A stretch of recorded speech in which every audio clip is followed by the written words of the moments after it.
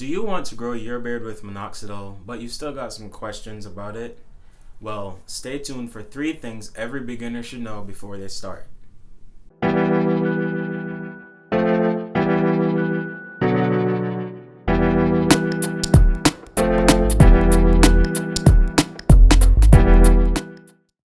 Don't forget to give this video a thumbs up and subscribe for more content. What's up guys, it's Erwin and I am here to talk about 3 of the most commonly asked questions about Minoxidil. These are questions that I get personally and that I see people asking on the internet a lot about the product.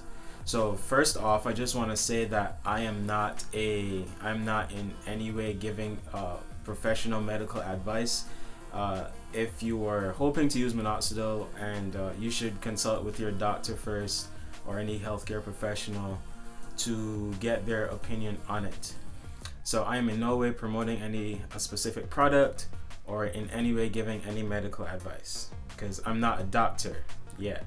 So 3 of the most commonly asked questions are: what is it? Is it safe? Does it work? Firstly, what is Minoxidil? Minoxidil is an antihypertensive or anti-high blood pressure medication and a vasodilator, and what that means is that it relaxes blood vessels so that blood could flow more easily through them. So as I said, it was originally intended for high blood pressure, but it's been adapted for use as a hair regrowth medication. So it's commonly sold as or branded as Rogaine. That's one of the most common brands.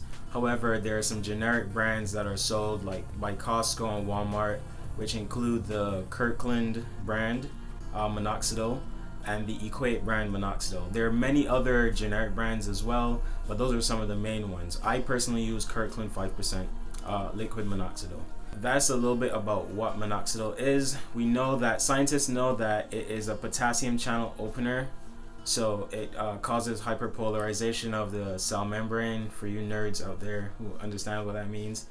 And as I said, a vasodilator. So how it is going to promote hair growth, or suspected to promote hair growth, is by allowing more blood to flow to your face, bringing more oxygen, nutrients, and whatever else you need to start growing facial hair in that area. Secondly, is it safe? Now, as I said, Minoxidil was originally a blood pressure medicine that you took orally. Now the FDA, back in 2002, they were doing some clinical trials to do some hair regrowth studies in men, and by 2006, I believe the FDA approved it for use as a treatment for balding at the vertex in men, and men and women suffering from alopecia, which is a type of hair loss. And so when a drug goes through FDA approval, it has to go through years of testing. It takes about 12 years for a drug to be developed and approved. And so all the side effects have been documented for the most part. Some of the more serious side effects of Minoxidil include heart palpitations, chest pain, lightheadedness, tightness in the chest, swelling in the hands, feet, and ankles, unusual bruising and bleeding. Those side effects don't commonly appear. I've never experienced and most of those. I think one time for one night I had a few heart palpitations, but that was it. I know, but if you do experience any of these when you use the drug, you should stop immediately and consult your doctor about it.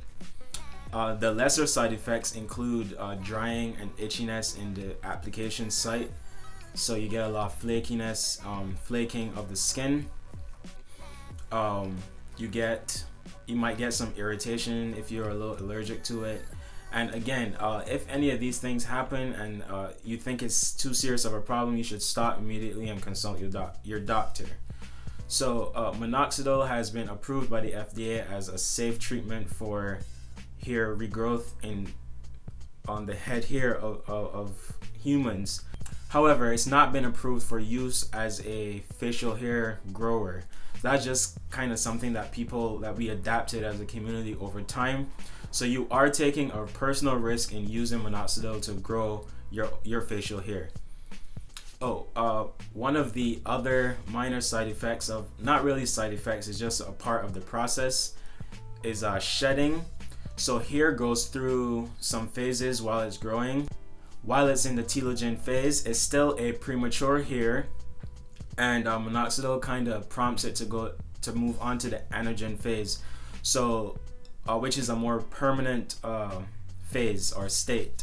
So minoxidil has been known to cause shedding. It should cause shedding because that is naturally how hairs progress from being premature to mature.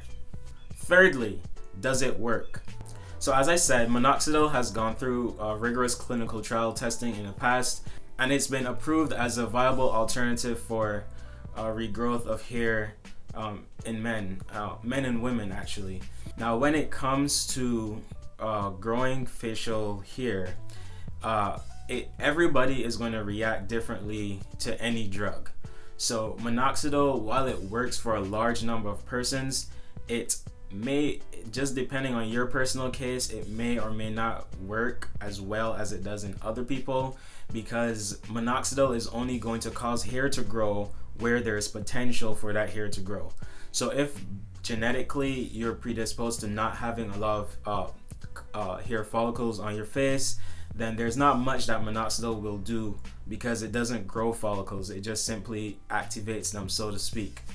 So whether or not the drug will work, minoxidil will work for you growing your facial hair, depends on you, the individual, genetically, as well as a lot of other biological factors. As you can see with me, this is my 23rd week using minoxidil, and I have been able to grow this from nothing. I had a goatee and a very faint mustache before, but now, as you can see, I have pretty decent looking beard. So I plan to continue this for a while. You can check out my other videos on my channel. So those are just some of the 3 main things I thought you guys would need to know about minoxidil. I'll post all the links from the research that I did. Also, there's a shout out to the members of the Minoxidil Beard Spot on Facebook. They have an FAQ website, a document or web page with frequently asked questions that I think you guys will benefit from. So any questions you might have, you can find on that page for minoxidil. Also websites like Beard Profile, run by Brian Jones, the OG. You can I'll post a link to that as well. So just some quick yes or no questions that people usually ask as well. So will it mess with my hormones? No, minoxidil is not a hormone, nor will it mess with your own hormones. Can you shave the hair that grows? Yes, you can shave it, and once you continue to use minoxidil, it will grow back once those hairs continue to move from telogen to anagen phase. Will it affect my libido or give me erectile dysfunction? No, minoxidil has not been implicated with any sort of loss of libido or erectile dysfunction. And thank you guys for watching. Please continue to support. Thank you for your support. Please like this video, share with your friends, and leave a comment or any questions that you may have. And don't forget to subscribe. Thank you. You guys are awesome. See you next time.